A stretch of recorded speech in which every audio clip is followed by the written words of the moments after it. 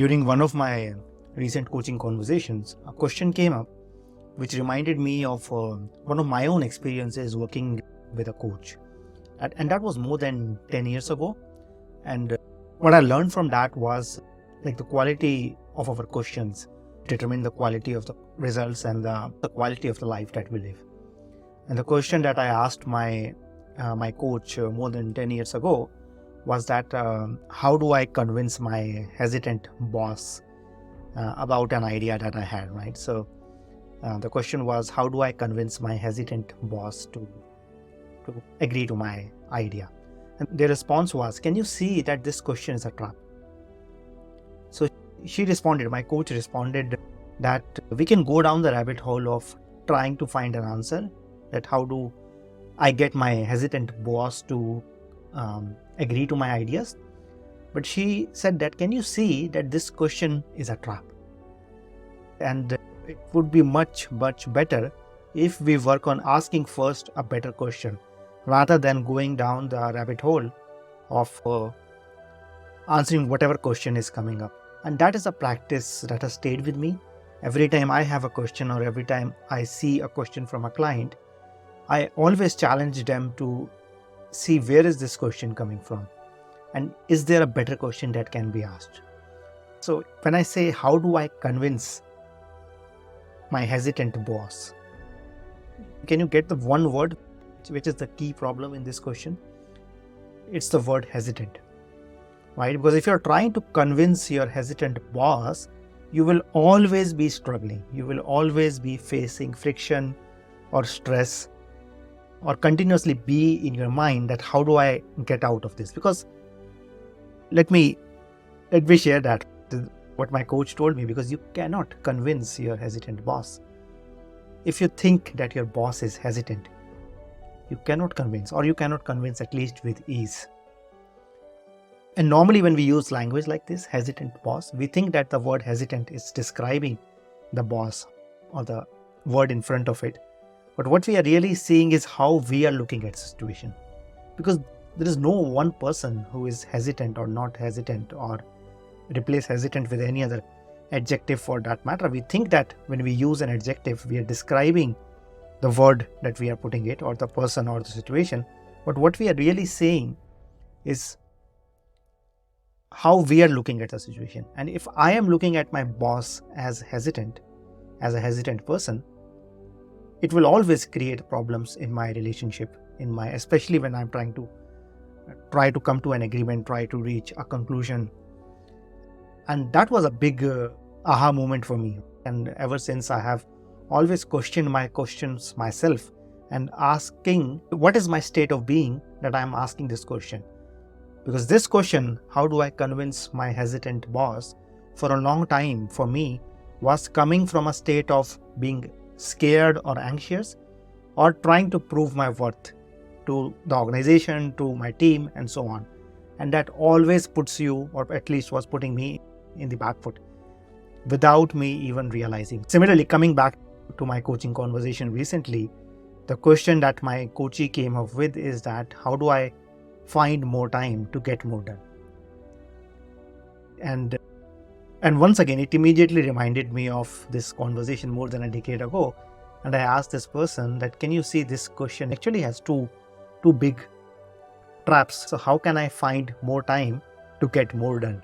So this word more is a problem in both of these places. So how do I get more time? First of all, that is a trap. And I asked my coachee that if you can do more in less time, would you reject that? Would you not want that? And he said, no, I would love that.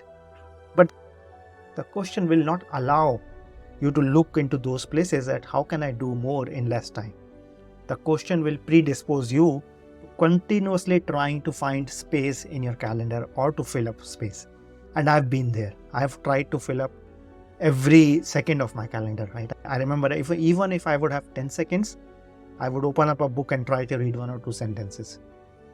I would try to make every second, because I was considering time or having more time as the resource to produce more or to do more. So that was the first trap that we addressed. that it's not really about more time, it's really about like doing whatever that you're doing at work. So if you can do more in less time, would you reject that? No, obviously not. You would love that, right? That would take care of not just of your work, but also taking care of your family, taking care of your health, taking care of any other interest that you might have in your life.